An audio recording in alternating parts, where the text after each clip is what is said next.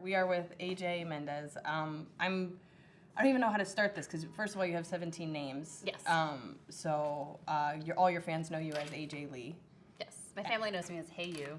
Hey You. That's I wasn't even aware of that one. But so now you can use that. Yeah. You can. Like in the middle of it, I'm like, Hey You. Yeah. I'll respond.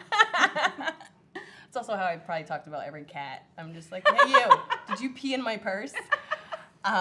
I'm so excited you're here. I was fortunate to get an early copy of your book, Crazy is My Superpower. I guess I wanted maybe for you to introduce yourself to anybody that's not a previous fan of you, and then maybe give a little bit of an overview of your book before we kind of start diving into it. So for about a decade of my life, I was a professional wrestler. Which, if you don't know professional wrestling, it might seem like a sideshow act, like it is the circus. And it is, but in like the best kind of way. It's basically a soap opera for men with physicality and choreographed stunts and fighting and out of this world, characters. I did that for about a decade of my life. I was a champion a few times over, and then I retired and wrote a book about my life and the connecting thread in it is that my character on TV was called the Crazy Chick. Yeah. And I played this character for years, but nobody knew that in real life I am bipolar. So it was, this way to kind of hide in plain sight. Yeah.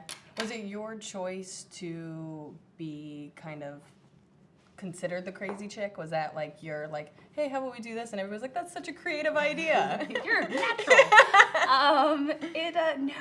It was all kind of by accident.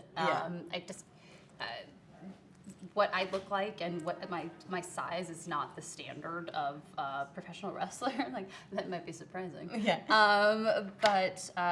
And so my character kind of started out as what I am, was just like this like geeky, nerdy, timid little mouse, and somehow I kept falling into these opportunities where my character was in like unrequited love squares, and it turned into this stalker sort of character, and we had an opportunity to either make that a joke or make it dark and serious, and I really, really wanted to push to make it dark and serious because it was something I connected to, and I knew how dark and scary it could get. And I had to kind of fight for that. Yeah. And so I guess I took it in that direction, but initially it was just sort of fate. Yeah. Or the fact that they just think all women are crazy. Yeah. Yeah. And you're just like, well, I am, but for like totally different reasons. I am in that way, but also. Yeah. Yes. Okay, so I have to say, one of my favorite quotes from your book, you said, being a little damaged does not make someone broken. It just means they have better stories and cooler scars. Yes. Clearly, that's why you wrote the book and why your book is so interesting and really funny. I've been a stand-up comic most of my life. It's pretty much the same thing. I feel like even with your wrestling, it's just you kind of perform it, and then you're like, oh, I guess I put it down in words. Would you say that while your life has more interesting stories, do you also think it's prepared you for the challenges that you've had as an adult? Because, you talked about being in a male-dominated field, again, which I relate to, being a stand-up comic. While you have these interesting stories, do you think they've actually prepared you for some of the things that most people don't even know how you would get through them? Yeah. Definitely. I mean, I have all these stories in my book about this like abusive, chaotic, impoverished childhood, and I have people that kind of look at me like, oh, you poor child. Yeah. And I'm just like, I reject that because I'm so appreciative of having those things in my life. Like I would not go back, if I had a magic lamp, I would not go back and change that. I am who I am because of that. And I think I was just more prepared for the real world, having kind of seen it younger. I wouldn't want to try. If I had a kid now, I wouldn't want to put them through what I went through, for sure. But isn't that the weirdest thing? Is like I think about that all the time, where it's just like I wouldn't want anybody to grow up the way I've grown up, Right. but at the same time, I'm really funny, and I know that comes from the fact that A, it's a defense mechanism, but also the idea that I've had to make choices on my own. So you talk about children raising children, you talk about not having boundaries in your family, talk about your parents doing drugs, being the cool parents, and like, again, while that makes really great stories and it's kind of prepared you for what life situations are, which is that it's not this clean cut thing where people respond the way you want them to respond. It also has made you who you are today. So it's that really weird juxtaposition. I mean, you hear a lot of really wealthy parents talk about that, where they're just like, I would never want anybody to be impoverished as I am, but you have these rich kids that don't know how to balance a checkbook or regulate themselves. So it's like, where do you think the line between what might be just genetic, because that's the other thing, is that you can raise somebody as nicely as you would like and genetics kick in regardless. Right. So where do you think your personality and your perseverance might just be genetic, and where do you think it might be how you were raised and brought up? I mean, it's such an interesting... I say in the book, like, I hope my kid has an easier life than I do, but not so easy that she becomes an ungrateful dick. He or she. Yeah. But that to me, you know, it's like, how do you get that balance? Like, do you, like, how do you make them struggle without making them hurt? Yeah. That's like a thing that's always in my head. As far as like genetics, like, I don't know. I feel like I'm not. My brother must have been correct when he said that I was adopted from a dumpster, because I don't feel like I belong in my family. I feel like I didn't have I love my family, but I didn't have the example of, here's a hard situation, here's how you get yourself out. I only saw, here's a hard situation, oh, the world's not fair, and this is where we are forever, and I don't know what it was that changed in me that said, no, like, this is not going to be forever. And that, like, fire is still sort of not in my family, and I don't know where that comes from. But I would hope that is genetic, and not all the other fun things. But that will probably be genetic, and I'll be prepared for it if it happens. Well, that kind of brings like another question. So you were brought up in a family that didn't believe in therapy, mm-hmm. that really was, don't act crazy, and it was kind of that probably harmful mantra that a lot of people hear. So what do you recall, what pushed you to kind of fight that and actually take care of yourself and to seek help in a family that pretty much wanted to put that completely under the rug and deny that? Because I always feel like if you kind of understand what propels you towards health, you kind of understand what propels you towards even resilience in other areas, because it seems like it's the same muscle. Yeah. I think, I wish it would have been like, I wish I was someone who's like, I just had my head on straight, but like, I am someone who needs to like fuck up and then, okay, let me stand up and dust myself off. And so for me, it was my mother having a complete breakdown. And we were sort of, like, I am my mother's daughter. We were simultaneously misdiagnosed with depression, and we were both bipolar and struggling for years and not getting the right medicine for it, the right treatment, and had started to really break down at almost the exact same time. So she ended up in the hospital, and I think not even a year later, I overdosed and ended up in the hospital. And it was just this kind of like, how close to death do I need to come before I go, oh, change something? Because to me, it's like, okay, that was your one shot. That was 3 strikes, and you don't get another try after that. And so it really was like hitting absolute rock bottom. As sad, like, I wish it wasn't rock bottom that made me smarter, but it was almost losing my mom and almost losing my own life that made me go, okay, I need to respect mental illness. I need to get treated properly. I need to accept it and move on in my life, knowing it's a part of me that I can't change. And that sort of was the first day of my life in a way. Did you do any research or reading or anything to kind of have an awareness of that? Because like I think for me, you watch somebody with these kind of crazy attributes, or you see yourself not completely being yourself, especially at a young age. You don't even know what that means because you're still kind of growing into who you are. Because you were in college when all this? Yeah, I was my freshman year of college. Yeah, so you're 18, 19 years old. I mean, if that's what an adulthood is, God help us all. Right. So it's like you're still kind of developing into who you think you are and becoming a person, but at the same time, you slightly see yourself acting out of what you might think is your character or what people are saying is the norm. Kind of witnessing how your mom kind of slowly became, more unhinged as you got older. Were you Googling stuff? Were you reading books? Were you asking people questions? What was it that you were doing that kind of helped you even know that there might even be a problem? So for the longest time, and to your point, like when you are a particular age, like you don't know who you are yet. So you don't know that you're acting differently than what you should be. And then for so long, I was just like, oh, I'm just broken. I'm just like a freak. My brain is broken. It doesn't work the way everyone else's does. And I didn't realize like, oh, there's a science behind this. Yeah. I had no idea. And my mother, she went through all of these. I took her on the book. Like she had kind of an aggressive approach to parenting, and I just thought she hated me, and I didn't understand. I just thought, okay, I'm just being a really awful daughter. She hates me. And I honestly, as like ridiculous as this sounds, I went to NYU. And that does sound ridiculous.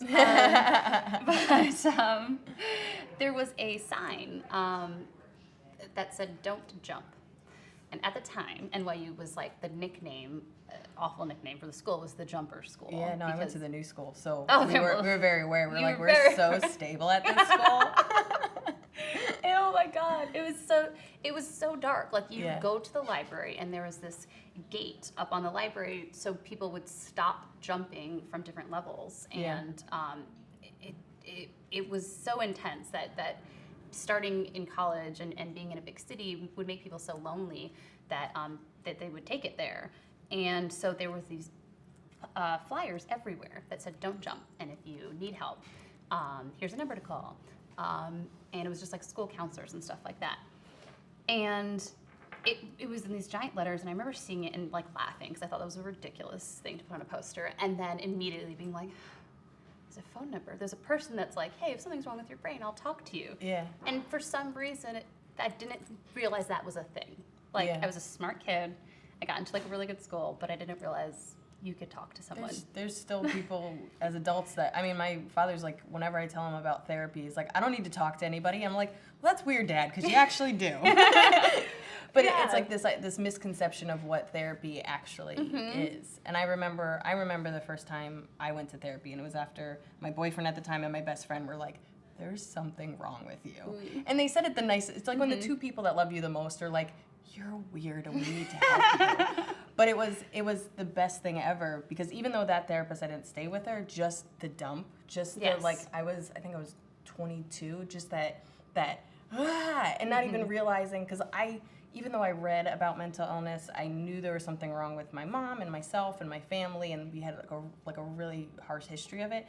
I still didn't understand it, and as soon as like somebody was just like, yeah, this isn't normal, I was like, oh, okay. And it kind of helped me not only release it, but accept it and start to kind of not enjoy the quirks of my family, but like see that there's benefits to it. And that's honestly what I really enjoyed about your book, is that I think most kind of factual books about mental illness or like alcoholism, it's always kind of saying what the cons are, how it hurts a family, how it breaks people apart, how, you kind of ostracize yourself and you pull away. But you kind of were able to show people that it was the thing that kind of gave you resilience, and it was the thing that made you stronger, it was the thing that connected you to people. Yeah. And like I really loved how you talked about your siblings in the book. So I'm one of 5. Oh my gosh. Yeah, there's a lot of us. That's a lot. We're just spreading crazy throughout the world. Like, I feel like my parents were just like, now it's a universal problem. But I'm the second oldest, and my middle siblings, so my little sister and my little brother were all really close. My little brother has bipolar 1. He's the funniest, smartest, most creative person you will ever meet. And that's all that stuff only started happening in the last couple of years, so it's added a new layer to our dynamic.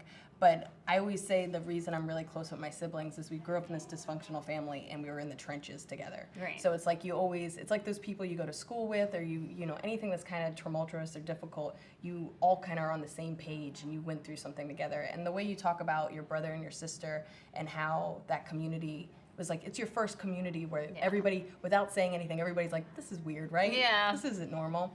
But you talk about how, like, even your passion for wrestling came from bonding with your brother. It was something you guys, like, watched together. But even, like, playing video games with your brother, I actually wanted to talk about, like, you used video games and all that stuff as an escape, and there's so many people that use, like, drugs, sex, work, school as an escape, and then they never actually deal with their feelings. So what I found really fascinating about you is that it never came to this place where you've completely shut down and you never acknowledged it. What do you think was the catalyst for it to understand that it was just an escape and to actually acknowledge why you were using it and actually deal with your feelings? Because I think some people never actually do. I mean, you see people celebrating Cinco de Mayo and you're like, you're not Mexican. I think this is just you not dealing with the fact that you don't like your girlfriend or something. I do not know why you were partying so hard on like a Tuesday, you know?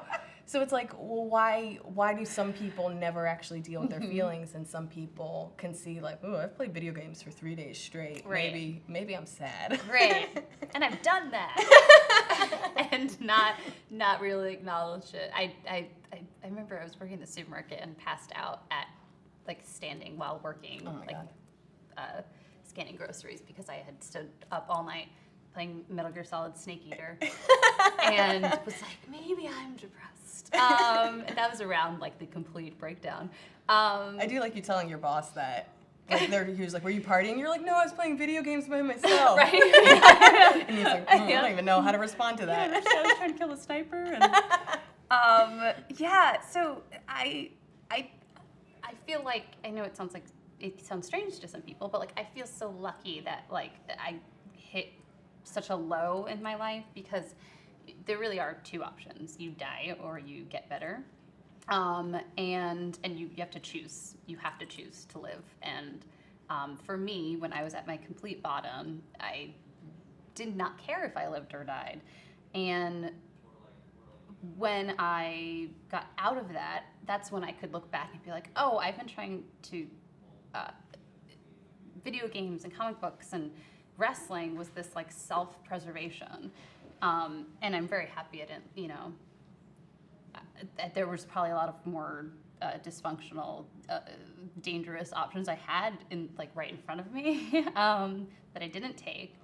But it really, for me, because I felt so broken and so weak at such a young age, anything that I could feel strong in, I gravitated towards. So if I could like play Resident Evil and be Jill Valentine, and she was like this, you know, badass chick, that was like killing zombies in a leather skirt, like that to me made me feel like, oh, I'm strong when I'm sitting here in front of this video game and I'm, you know, controlling the narrative.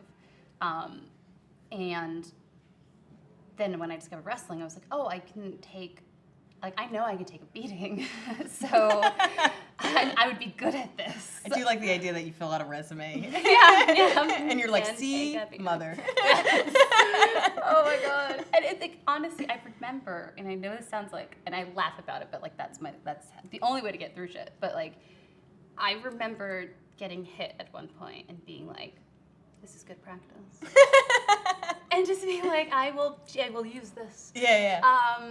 And it sounds so bizarre, but like physical pain means nothing to me. Yeah. Like, and that was one of the hardest parts in wrestling for people is that, like, you know, like I got pneumonia when I first started wrestling because it was just so jarring. But to me, like, I can take a punch. I'm good.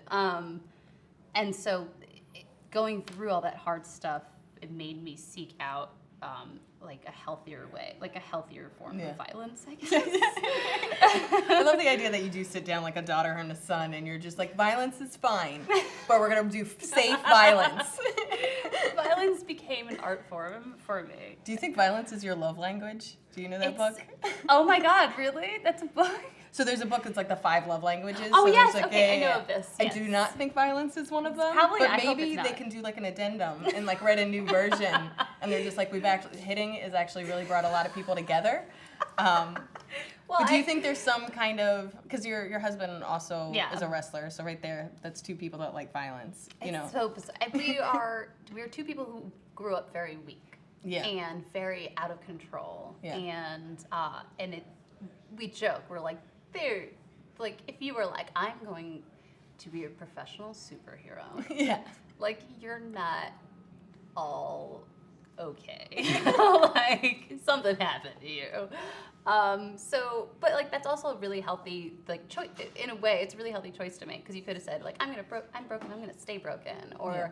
I'm gonna take this anger out on people, in a not sanctioned, in the middle of ropes sort of way.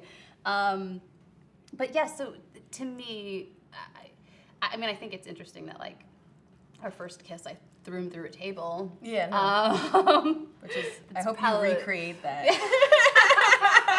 It's gonna be a really good bedtime story for somebody someday. Yeah, I will definitely. Oh, when mommy met daddy. But it's so funny because it is something that I've channeled in this way on screen. I'm kind of a pansy in real life. Like, Yeah. I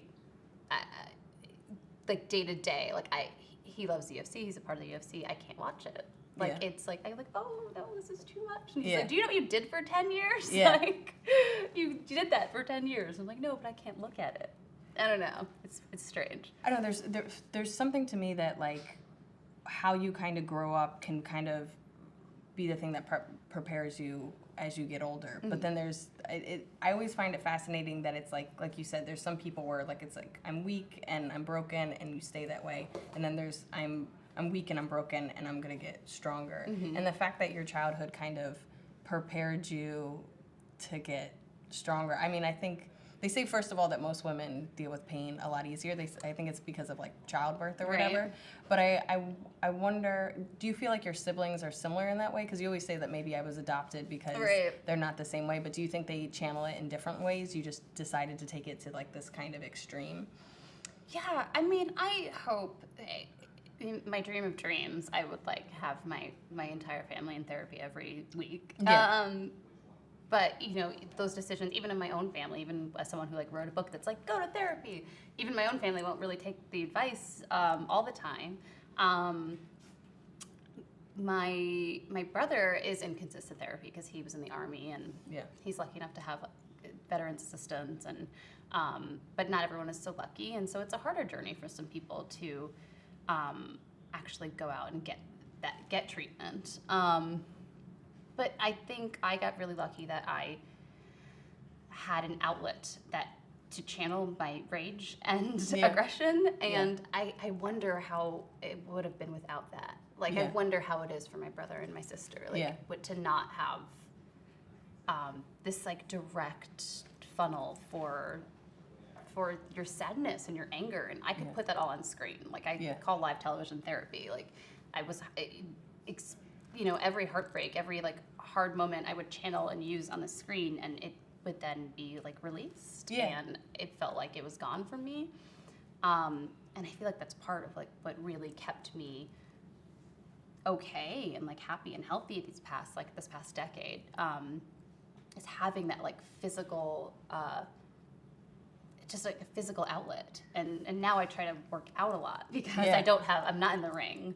So I channel that in a different way. Well, it's so interesting because I run marathons, and I always say, like, nobody that's together runs, like, Right. nobody with self-confidence run. You just wake up on a Sunday whenever you feel like it and eat cheese. Like, you would never. It's just a sane person doesn't run that many miles. But there is something towards physically exerting yourself. Yeah. I always say, like, I'm like a dog. Like, I'm just like literally like a rabid dog that you just need to, like, it's still always going to be inside me. But if you exhaust me, I don't have the energy to hurt people. Right.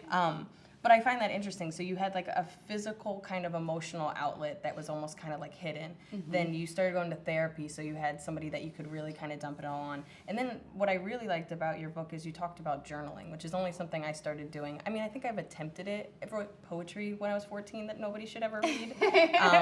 Haven't we all at yeah. high school? Oh, Yeah. we're so angsty. I'm just like, oh my God. I was just like, I should have Dr. Seussed it a little bit more. But like, I'm only starting to actually, because I've been seeing a therapist for like 8 years, but actually when I travel, I don't have that consistency, and I've been starting to journal. And what I liked about your book is I think I gave a friend a book a couple of years ago where it's just like, you know, it was like a friendship book, like how did we meet, and like what's your favorite thing about your friend? And it was like this kind of like little like love note to your best. I've known her since I was 10 or whatever, and it was like a fun exercise. But when you talked about your therapist giving you like these exercises, like what you would say to your future daughter, or you know, what are the things that you like about yourself and what are the things you don't. I found that such an interesting way of forcing yourself to journal and giving yourself kind of tasks.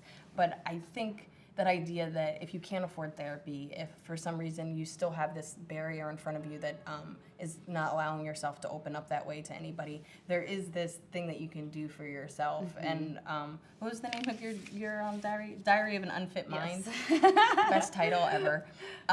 Do you still journal today with all the, you know?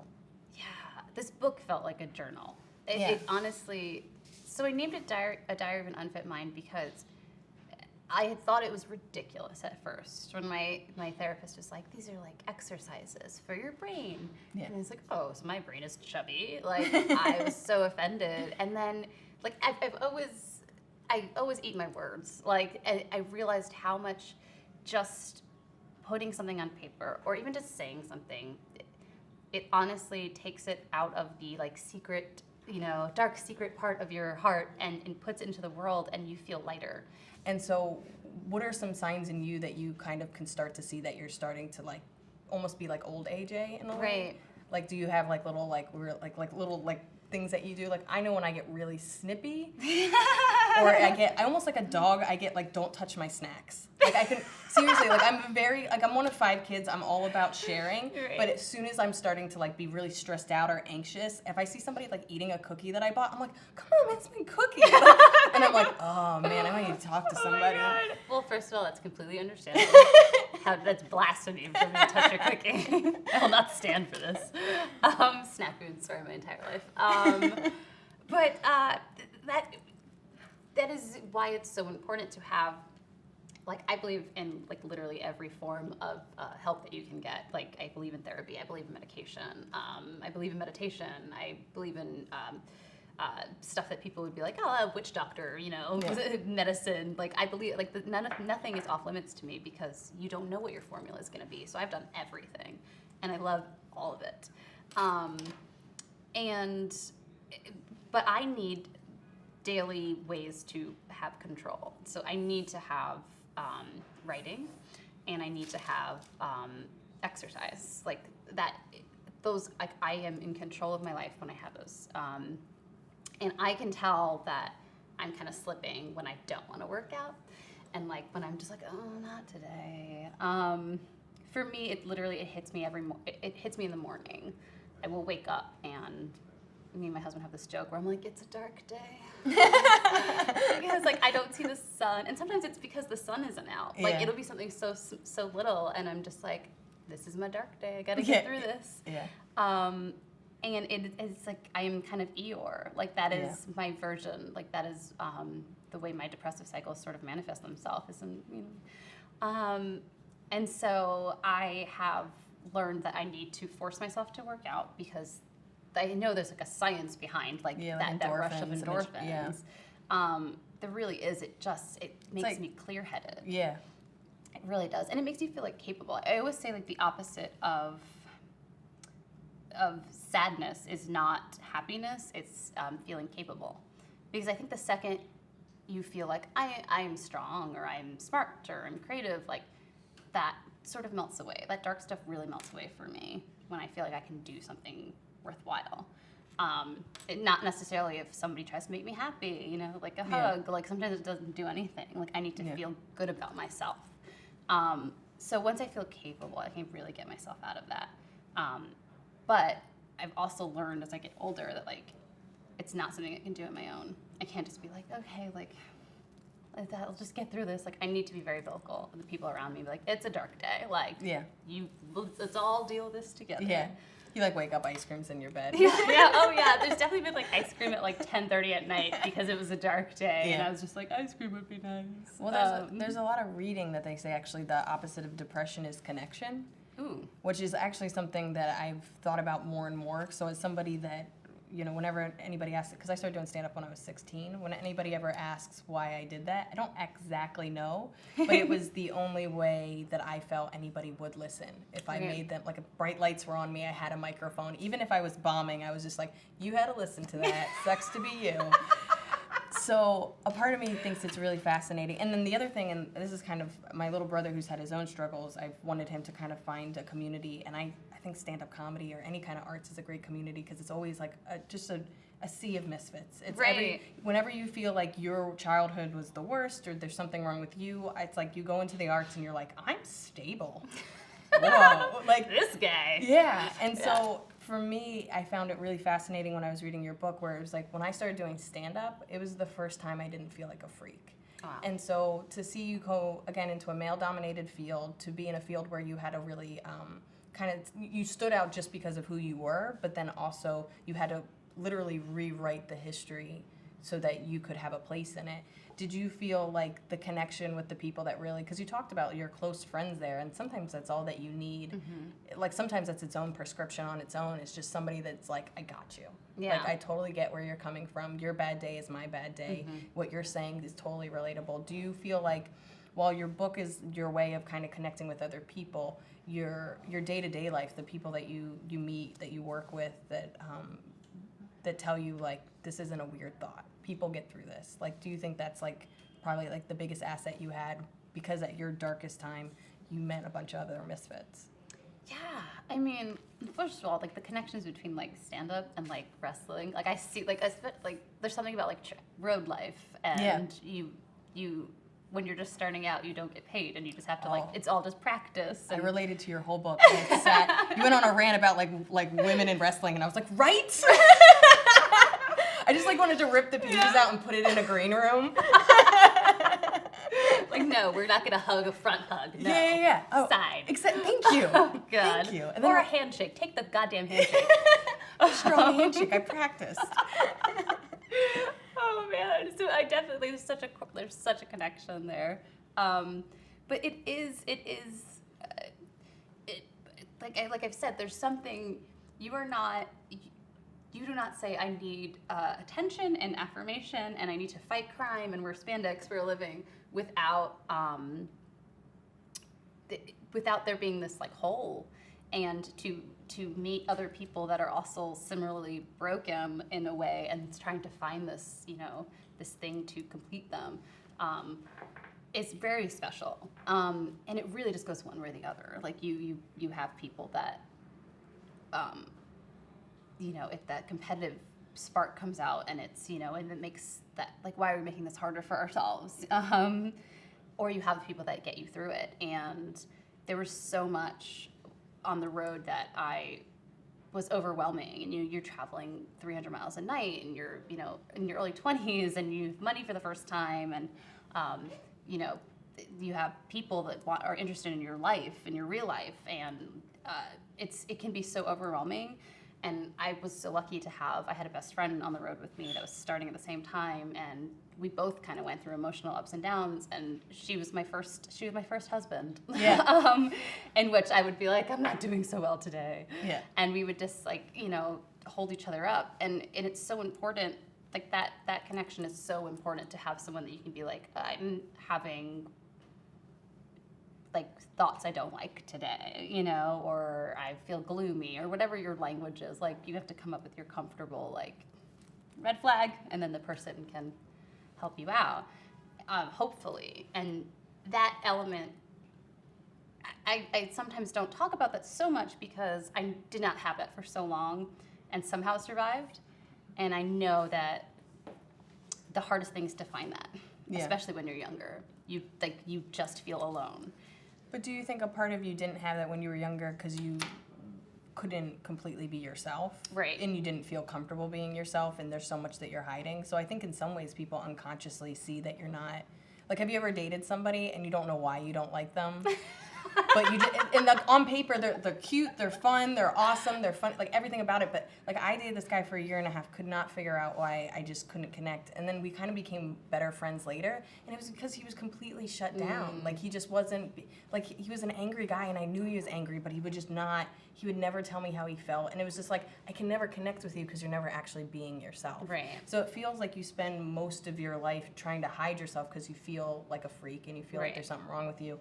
And then that day that you're just like, fuck it, this is who I am. Like you either accept it or you don't. All of a sudden people are like, yeah, I like that. You're Yeah. like, man, I wish, tell 12-year-old me that. Yes. I could have been so cool in middle school. It's definitely, I think there's a youth element involved. There is something, and it must be so much harder, and I sound like such an old lady, being like, within this social media era on the interwebs, it must be so much harder to just, like, feel okay in school.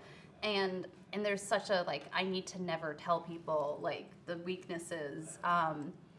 And for me, it would be like, I couldn't tell people, like, I was living in a car. I couldn't, you know, it'd be like, you can't come over today because whatever, you know, and I'd take the bus back to the car. Like, so there was just, my guard was up so high. And if we could teach kids to, at a young age, be like, being weird is cool. And I feel like there's an element of that. Like, you can sort of see people become more open-minded in this day and age, which I sound old again. But, there is this like open-mindedness that wasn't really around when I was younger, and so I hope that kind of becomes, kids are able to talk about this stuff a little bit more.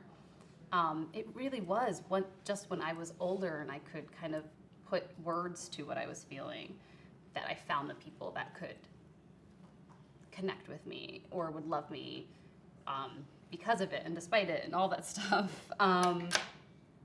And it really was only when I was brave after I had gotten therapy and after I was like, this is a part of me.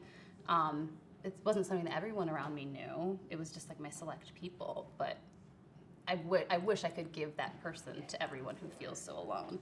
And like part of like writing the book was to be like, I'll be that person for you if you don't have it. Like it's just through a book, but like feel connected, feel like you're not alone. Like that was kind of the purpose of it.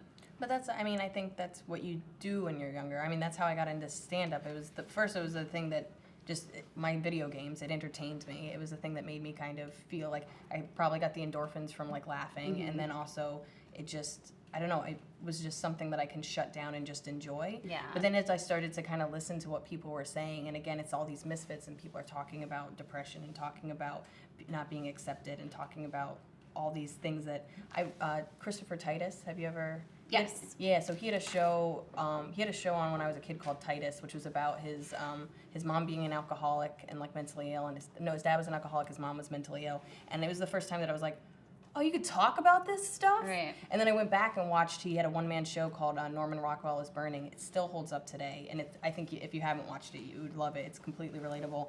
But he was the first, I think I was 14 years old, and I watched that, and I was like, whoa. Like it was like a game changer. So I think, and then I read a lot of books when I was younger. I've always loved reading. So reading memoirs again made me feel. So it's like you said, it's the first thing that when you can't tell other people, you have something on TV, you have video games, you have movies, you have books that whether you might never meet that person or all, it might be completely different. But there's these little moments where you're just like, oh, I relate to this, and then from there, I remember being like 16 and telling people like, my mom's a little crazy, or, I feel sad a lot of the times. And like the first time somebody listened and accepted it, like I went to stay with a friend of mine, we found all our notes that we used to pass, which I almost feel like text message kind of takes that away. Yeah. Because it's like, what if you actually delete your history or you get a new phone? We found literally messages where I would say like, I'm really sad, and my friend was just like, yo, why don't you come over? We'll pretend we have a school project. Like, my parents must have thought we had school projects every day, because I would always go to my friend's house. and like eat cereal and just like cry. But like, Oh my God.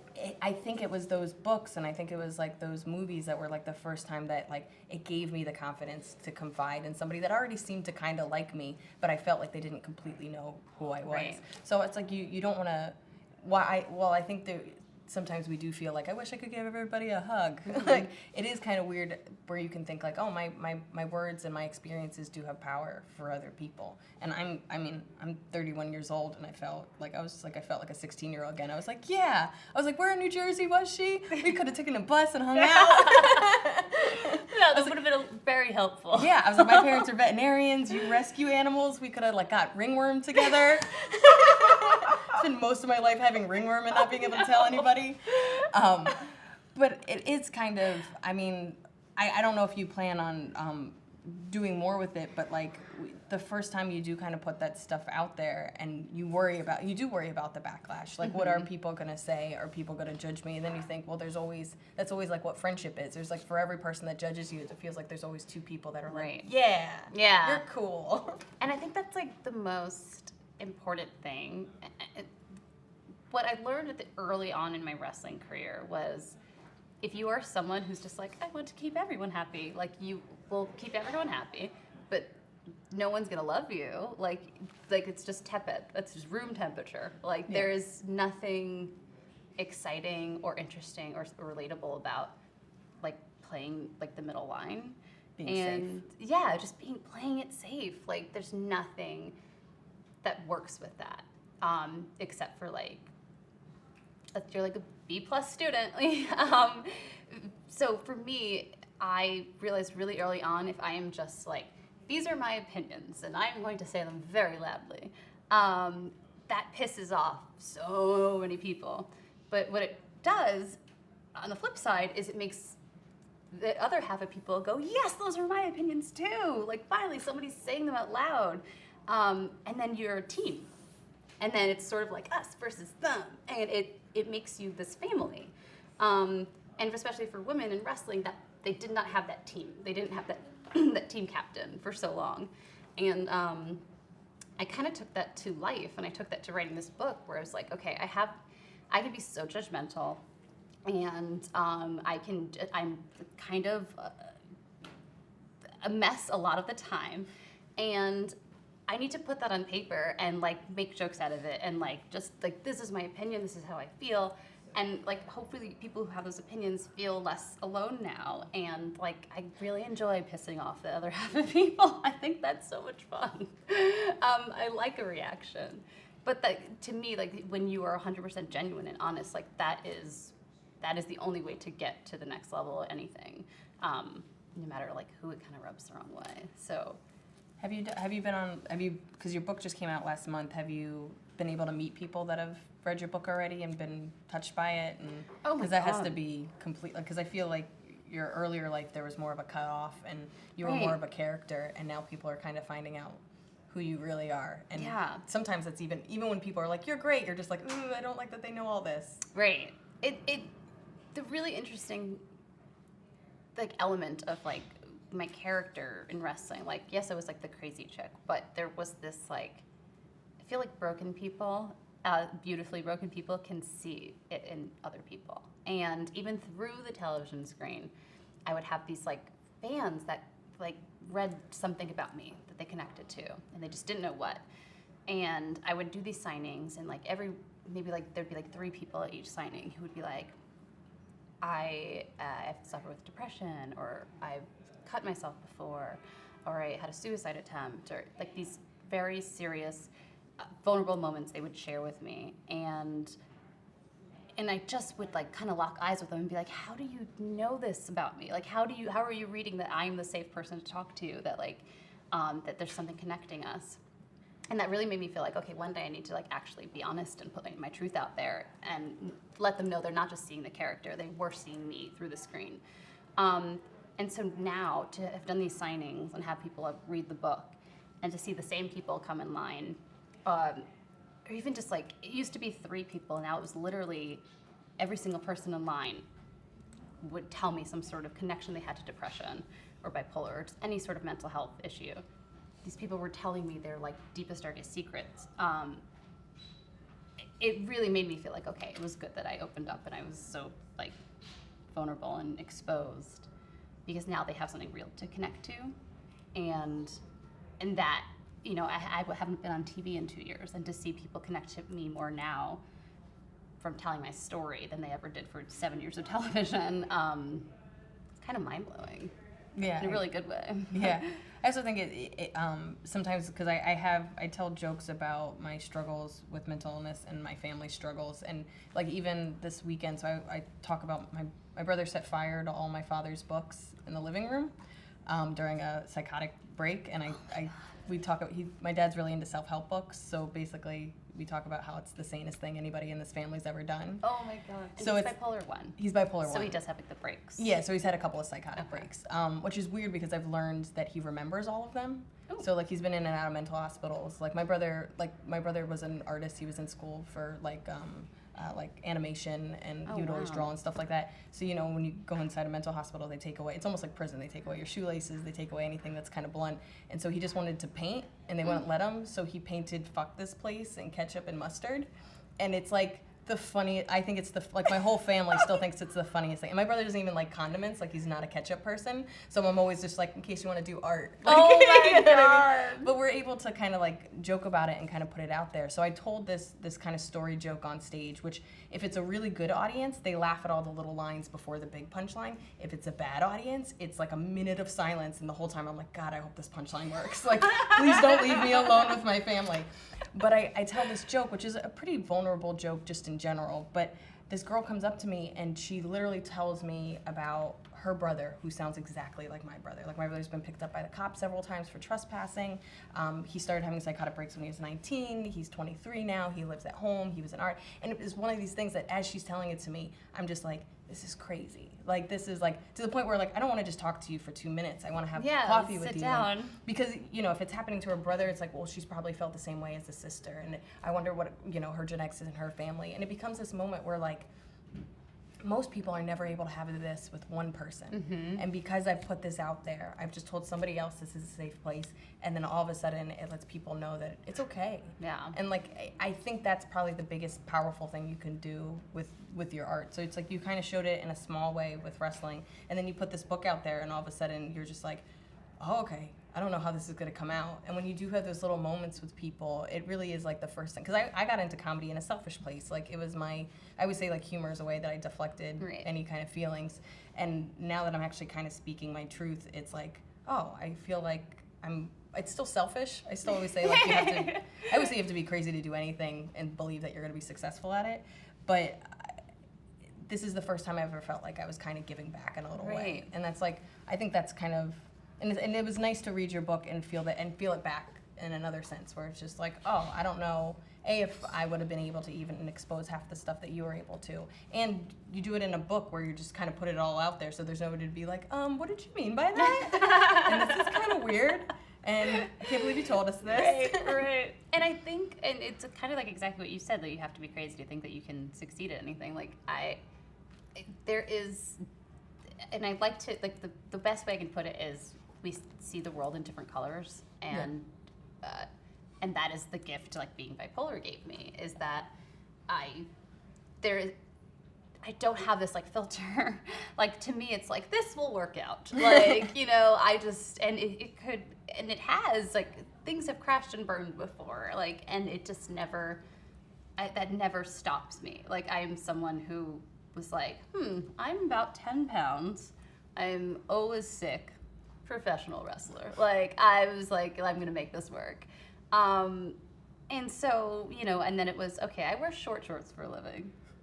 Best-selling author. Like I like those leaps. I like there's nothing, like my brain does not say you cannot do this. And that is because I am bipolar. Like I have this level of like belief in the impossible, and like belief in like this magical world that it'll work out. And I so like I would not change that. Like if I could get rid of my disorder, I would not. Like it has given me all of my gifts. And so, you know, to me, I did not think about, oh, I'm putting this on paper. Like I can't take this back. And hopefully this works out, and to see that like it has affected people positively. Like I feel like, okay, I could do nothing else for the rest of my life and like feel like I lived a full life, and I made my mark on this earth, like simply because I connected to some young people, like that, the coolest thing I could have ever done. Well, I mean, I hope you write more books. I loved it. Thank you. Yeah. I'm going to, for sure. Yeah, it's awesome. And thank you so much for taking the time to talk to me. And I don't know anything about wrestling. I don't know if like maybe we can wrestle sometimes. I don't know. I don't know how to end this. Like it's like one of those things where I'm just like like a I don't know. I feel like if I high five you, I might get hurt. But thank you. I really appreciate it. And I've already made like 4 people read your book, so. Oh, awesome. Yeah, so. That means the world to me. That's so cool. And that's the weird thing with like borrowing. I'm like, should I give her $10? I don't know how this works either. It's all right. Yeah. It's all right. I'll make them buy you a cup of coffee if they see you. Oh my God. By the way, your job way harder. Like, let me tell you. I don't know if that's true. Yes. But thank you so much. I really appreciate you taking the time to talk to me. Thank you. If you're feeling stressed, anxious, sad, hopeless, or just want to get involved, check out Jed's resources for help at jedfoundation.org. For real-time confidential support, message Crisis Text Line. You can text START to 741-741 or dial 911.